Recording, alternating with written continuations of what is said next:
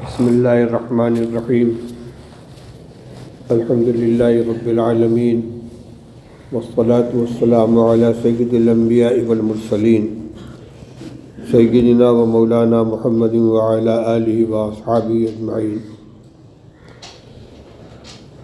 اما بعد فعن ابی ذر رضی اللہ تعالی عنہ قال امرنی خلیلی بسبع امرنی بحب المساکین والدنو منہ وامرنی بصلة الرحم وان ادبرت وامرنی ان انظر الى من هو دونی ولا انظر الى من هو فوقی وامرنی الا اسأل احدا شیئا وامرنی ان اقول بالحق وان كان مرا وامرنی ان الا اخاف فی اللہ لومة لائم وامرنی ان اکثر من قول لا حول ولا قوة الا باللہ فإنہن من کنز تحت العرش او کما قال رسول اللہ صلی اللہ علیہ وسلم رواہ احمد۔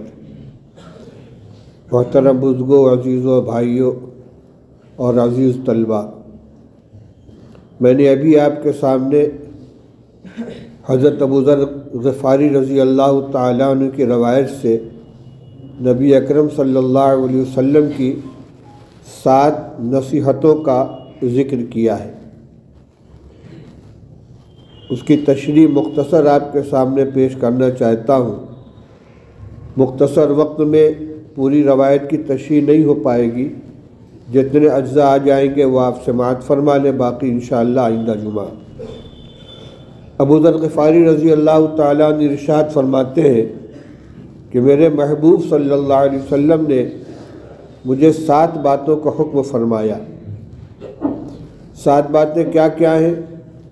امرنی بحب المساکین والدنو منہم، مجھے حکم دیا کہ میں غریبوں، فقیروں، مسکینوں سے محبت کروں اور ان سے نزدیک رہوں۔ حب المساکین والدنو منہم، 2 باتوں کا حکم دیا، مسکینوں سے محبت رکھوں اور ان سے قریب رہوں۔ نمبر 2، امرنی بصلة الرحم وإن ادبرت، مجھے حکم دیا کہ رشتہ داروں کے ساتھ حسن سلوک کرو، تعلقات کو جوڑو، صلہ رحمی کرو، چاہے دوسرا فریق تم سے منہ کیوں نہ موڑ لے۔ جس کے ساتھ رشتہ داری ہے وہ تم سے تعلقات اچھے نہیں رکھتا، تب بھی تم کو اس کے ساتھ صلہ رحمی کرنی ہے۔ نمبر 3، وَأَمَرَنِي أَنْ أَنظُرَ إِلَىٰ مَنْ هُوَ دُونِي وَلَا أَنظُرَ إِلَىٰ مَنْ هُوَ فَوْقِي، مجھے حکم فرمایا کہ میں اپنے سے کمزور، اپنے سے غریب، اپنے سے پست لوگوں کی طرف نظر ڈالوں، ان سے اپنا مقابلہ اور موازنہ کروں، اپنے سے اونچے لوگوں سے مقابلہ نہ کروں۔ وَأَمَرَنِي أَلَّا أَسْأَلَ أَحَدًا شَيْئًا، اور مجھے یہ حکم دیا کہ میں کسی سے کسی چیز کا سوال نہ کروں، دست سوال دراز کسی کے سامنے نہ کروں۔ وَأَمَرَنِي أَلَّا أَخَافَ فِي اللَّهِ لَوْمَةَ لَائِمٍ، اور مجھے یہ حکم دیا کہ اللہ کے دین پر عمل کرنے میں کسی کی ملامت کی پرواہ نہ کروں۔ وَأَمَرَنِي أَنْ أَقُولَ بِالْحَقِّ وَإِنْ كَانَ مُرًّا، اور یہ حکم فرمایا کہ سچ بات بولوں چاہے کڑوی ہی کیوں نہ لگے۔ اور آخری نصیحت یہ فرمائی، امرنی ان اکثر من قول لا حول ولا قوة الا باللہ، میں کثرت سے لا حول ولا قوة الا باللہ کا ورد کیا کروں، اس کا ذکر کیا کروں، کیونکہ یہ عرش کے نیچے کے خزانوں میں کا ایک خزانہ ہے۔ ترجمہ آپ نے سماعت فرما لیا، مختصر مفہوم آپ کے ذہن میں آ گیا ہوگا۔ اس میں سے ہر نصیحت انتہائی قیمتی ہے۔ سب سے پہلی بات جو آپ نے ارشاد فرمائی، امرنی بحب المساکین والدنو منہم، مسکینوں سے محبت رکھو اور ان سے قریب رہو۔ یہ نہیں فرمایا کہ مسکینوں پر رحم کھاؤ۔ ایک ہوتا ہے کسی کے ساتھ ہمدردی جتانا، اس کے فقر و فاقہ، اس کی پریشانی کی بنا پر، اس سے آگے کا درجہ یہ ہے کہ ان کے ساتھ الفت و محبت کا تعلق ہو، ان کو اپنے سے قریب رکھا جائے۔ مساکین ہمیشہ اللہ کی کی طرف سے آنے والے حق کو قبول کرنے میں پیش رہے ہیں۔ حضرت نوح علیہ السلام کی قوم نے ان سے یہ کہا تھا، ما نراک تبعک الا الذین هم اراذلنا بادی الرأی، ہم آپ کے قریب کیسے آئیں؟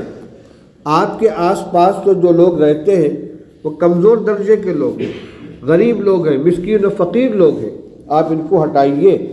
اس پر نوح علیہ السلام نے فرمایا تھا کہ اگر میں ان کو ہٹاؤں گا تو مجھے اللہ رب العالمین کی طرف سے عذاب کا خوف ہے۔ صحابہ رضی اللہ تعالی عنہم کی جماعت میں بھی رسول اللہ صلی اللہ علیہ وسلم کے قریب آنے والے، پہلے حق کو قبول کرنے والے جو ہیں، ان میں زیادہ تعداد فقراء و مساکین کی ہے۔ صلح حدیبیہ کے بعد نبی کریم صلی اللہ علیہ وسلم نے شاہان عالم کے نام دعوتی خطوط روانہ فرمائے تھے۔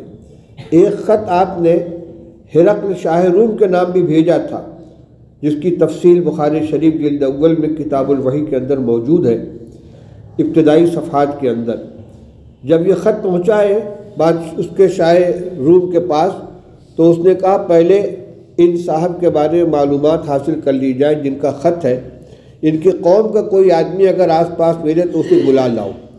ابو سفیان رضی اللہ تعالیٰ عنہ جو ابھی تک مسلمان نہیں ہوئے تھے، تجارتی قافلے کے ساتھ وہاں ملک شام میں موجود تھے، ان کو بلایا گیا دربار میں، اور ہرقل سے 10 سوالات کیے رسول اللہ صلی اللہ علیہ وسلم اور اسلام کے بارے میں۔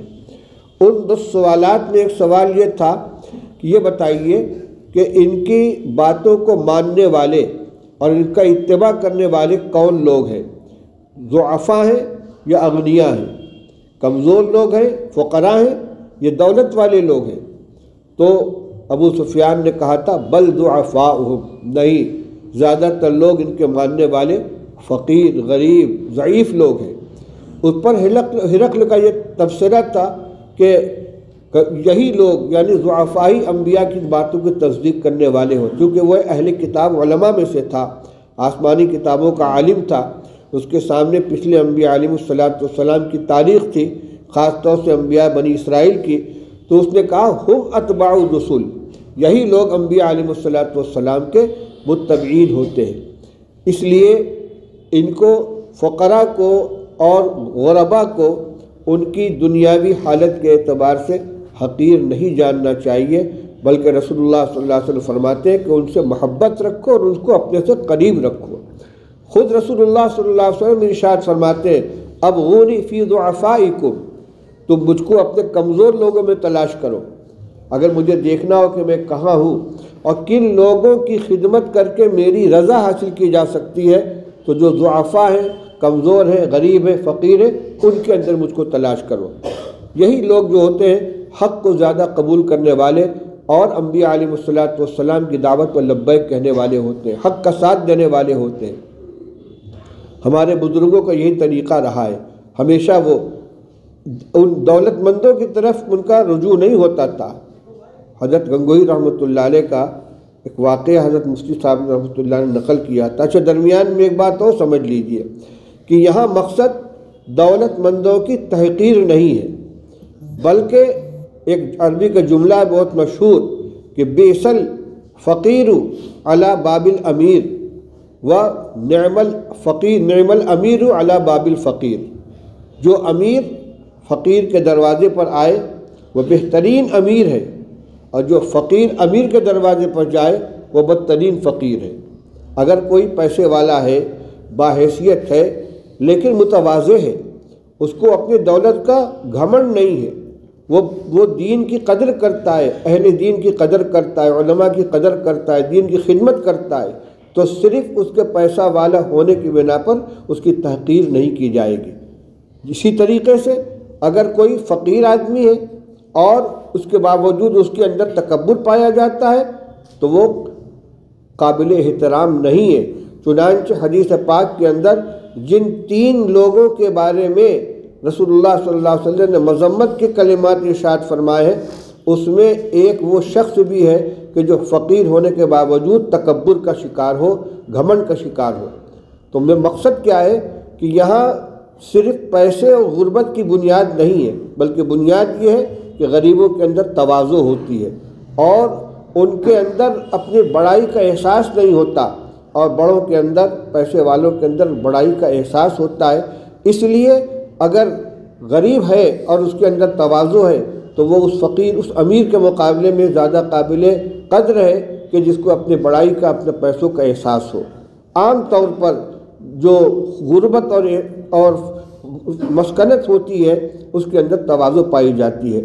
قرآن پاک میں حل تنصرون الا حدیث پاک حل تنصرون الا بضعفائکم، تمہارے ساتھ جو اللہ کی مدد شامل حال ہوتی ہے وہ غریبوں و فقیروں ہی کی وجہ سے ہوتی ہے۔ اس لیے پہلی بات جو اس حدیث پاک کے اندر فرمائی گئی ہے اس کو ہمیں ہمیشہ خیال رکھنا چاہیے، اور خاص طور سے علماء کو، طلباء کو، کسی پیسے والے کو اس کے پیسے کی بنیاد پر اس کا احترام کیا جائے اور غریبوں کے مقابلے میں اس کو ترجیح دی جائے، اور غریب کو غریب ہونے کی بنا پر نظر انداز کیا جائے، یہ طریقہ غلط ہے۔ اصل چیز دینداری ہے، جس کے اندر دین کی خدمت کا جذبہ ہے، اہل علم کی قدر ہے اور دین کی خدمت کا اس کے اندر جذبہ ہے، تواضع پائی جاتی ہے، وہ قابل قدر ہے، چاہے وہ انتہائی غریب ہی کیوں نہ ہو۔